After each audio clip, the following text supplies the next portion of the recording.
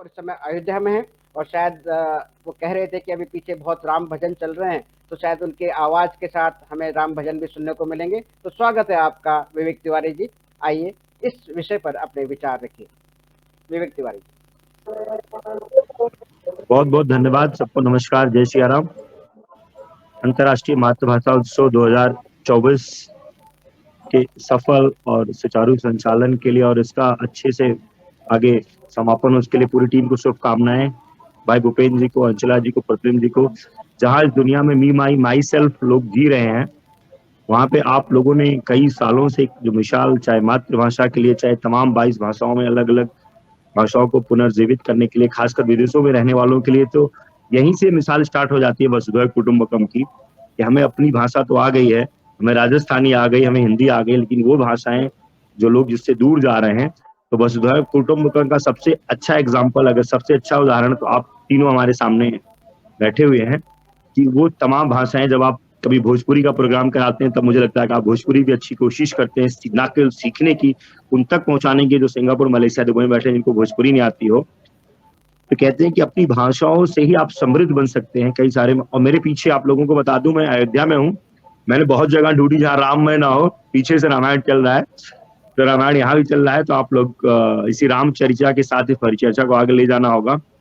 उम्मीद करता हूँ कि मेरी आवाज पहुंचे। सुंदरकांड या अयोध्या कांड कुछ चल रहा है पीछे अभी। तो मैंने कहा वसुधैव कुटुंबकम का सबसे अच्छा जो एक उदाहरण है वो आपकी पूरी टीम है।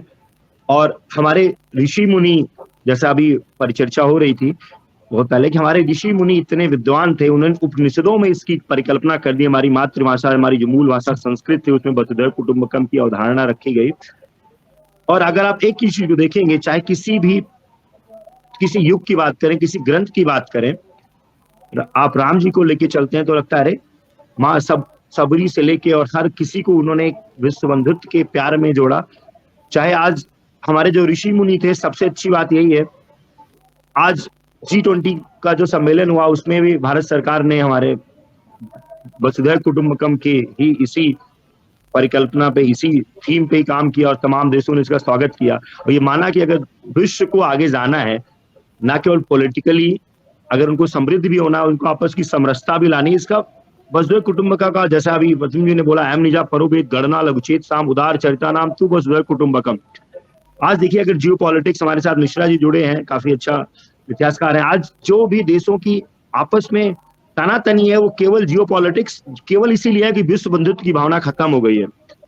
जो एक गांव के मेड़ से लेके, गांव के खेत से लेके विश्व के तमाम बॉर्डर तक की जो समस्याएं हैं, वो केवल यही है कि ये सिर्फ मेरा है, ये सिर्फ मेरा, मी माई माई सेल्फ में वसुधैव कुटुंबकम की अवधारणा को छीड़ित होते हुए, पीड़ित होते हुए उसके भुक्तभोगी पूरा विश्व हो रहा है। और भारत ने इस बार फिर G20 के सम्मेलन से ना केवल दिखा दिया, जता दिया कि आज पूरा विश्व वसुधैव कुटुंबकम की अवधारणा को फॉलो अगर नहीं करता है तो तमाम तरीके की, ना केवल इकोनॉमिकल, मेंटल लेवल के डिसऑर्डर से गुजरेगा। हमारे इन्हीं शास्त्रों में जब वसुधैव कुटुंबकम की अवधारणा की गई, इतने बुद्धिमान हमारे ऋषि मुनि थे प्रतिबिंब जी, उन्होंने क्षितिजल पावक गगन समीरा, उन्होंने कहा ये पानी है, आप ध्यान समझिए, जल है, आकाश है, इसको पूरे विश्व बंधुत्व की भावना से जोड़ दिया। जिनकी हम पूजा करते हैं, आप पूरे विश्व में कहीं भी चले जाएं, आज भी अगर हम कथा सुनते हैं तो पहले धरती माँ को प्रणाम करते हैं, पवन देव को प्रणाम करते हैं, अग्नि को प्रणाम करते हैं। और आज देखिए पूरा विश्व इसी से जुड़ा हुआ है, हमारी ना केवल शरीर जुड़े, पूरे विश्व की संरचना इसी से हुई है। तो हमारे शास्त्रों में पहले से ही 5 जो तत्व थे, उसी से पूरे विश्व की अवधारणा कर दी गई।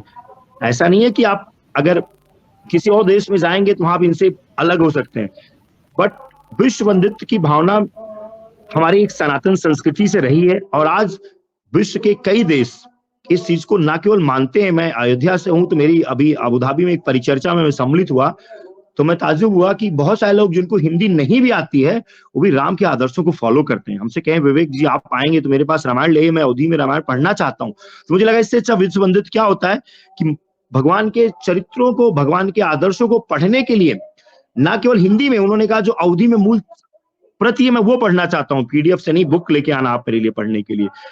तो बहुत, बट दिक्कत बस एक जगह आती है विश्व बंधुत्व में, कि जो लोगों के अंदर एक ईगो की वाली बात है, जैसे आप गांव से लेके आप बड़ों तक को देखेंगे, जैसे आज कई सारे प्रदेशों में भी हो रही है, प्रदेश सारे देशों में हो रही है।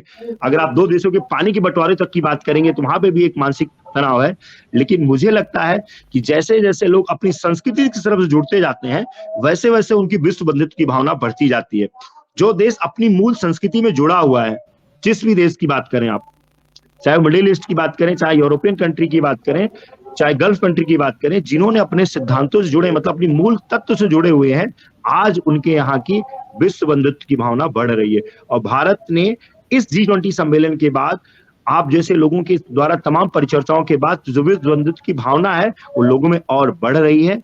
और हमारी उस पुराने सनातन संस्कृति की, जैसा भूपेंद्र जी बोले कि विश्व गुरु बनना के मतलब ये नहीं हुआ कि हम किसी को कुछ थोप रहे हैं। विश्व गुरु बनने का मतलब हुआ हम बंधुत्व की भावना को बढ़ा रहे हैं, हम आपस की समरसता को बढ़ा रहे हैं, हम आपस के प्रेम को बढ़ा रहे हैं। और वो प्रेम हमारे प्रभु श्री राम ने हम लोगों को दिया, वो प्रेम हमारे प्रभु कृष्ण ने दिया। आप उनकी लीलाएं देखिए, आप उनकी लोगों के साथ, सुदामा जी के साथ आप उनके उस चरित्र को देखिए, आप कुरुक्षेत्र में उनके दिया गया वो वक्तव्य देखिए। तो हमारे संस्कृति में ही वो गूढ़ रहस्य है कि जिसको ना केवल पूरे विश्व को, अपितु वो लोग जो इस संस्कृति को कहीं ना कहीं तिरस्कृत करते थे, आज वो लोग भी इसको मानने को तैयार हो गए कि भारतीयता में ही वो आत्मा, भारतीयता की आत्मा ही विश्व बंधुत्व की है। हमारे यहाँ आज भी ऐसा है कि अगर कोई घर आता है तो लोग पहले पानी पिलाते हैं, फिर पूछते हैं भैया किसके यहाँ आए हो। आज भी जो पूर्वांचल की संस्कृति है, आप किसी के यहाँ पहुंच जाए, गिबल बजाए, कहेंगे अगर धूप है, कहें भैया पहले पानी पिलाओ, पहले कुछ खा लो आप, फिर पूछेंगे किसके आ रहे हैं, मैं तो 401 में आ रहा था तो 402 में आ गया।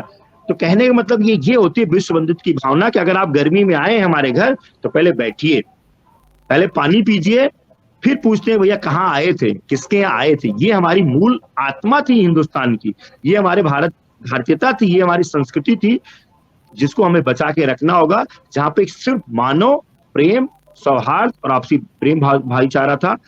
और जो आज विश्व के तमाम लोग जी रहे हैं, और हमारे जैसे लोग जो दुनिया में, भूपेंद्र जैसे लोग, अचला जी जैसे लोग जो दुनिया के जिस भी कोने में बैठी हुई हैं, आज भी सबसे बड़ा एग्जाम्पल वसुधैव कुटुंबकम का यही है कि जब लोग शाम को वीकेंड मनाते हैं, जब लोग ऑफिस से 6 बजे आने के बाद अपने बच्चों के साथ घूमने जाते हैं, तो आप लोगों ने तमाम प्रतियोगिताएं आयोजित करती हो, तमाम भाषाओं में लोगों को ना केवल समृद्ध बनाती हो बल्कि उनकी तरफ जोड़ती हो।